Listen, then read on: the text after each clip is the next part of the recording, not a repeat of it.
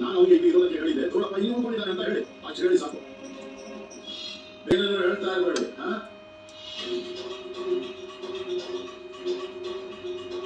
ಇಲ್ಲ ಅಂದ್ರೆ ಇವರು ಹೆಚ್ಚು ಕಡಿಮೆ ಏನಾದರೂ ಹೇಳೋದು ಅಲ್ಲಿ ಎಲ್ಲರಿಗೂ ದೊಡ್ಡ ಗೊಂದಲ ಸೃಷ್ಟಿ ಆಗ್ಬೋದು. ಇಲ್ಲಿ ನೋಡಿ, ಇವನಿಗೆ ಮಾಮ ನೀವು ಬೇಡ ಬಂದ್ರೆ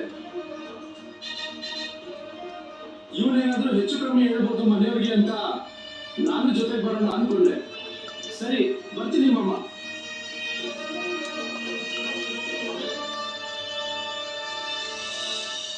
ಇಲ್ಲಿ ನೋಡಿ, ಮನೆಯವರಿಗೆ ಹೇಳಿ ಯಾವುದೇ ಚಿಂತೆ ಮಾಡೋದು ಬೇಡ ಅಂತ ಮಾಮ ಅವರು ಈಗ ನೋಡೋಣ. ಇದನ್ನು ರಿಟರ್ನ್ ಮಾಡ್ಬೇಕು.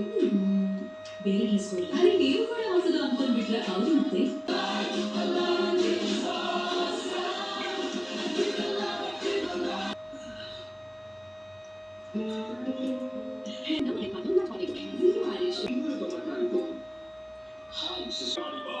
ಅವ್ರಿಗೆ ಹೇಳು ಇವನು ಇಲ್ಲಿ ಸುಖವಾಗಿದ್ದಾನೆ ಅಂತ.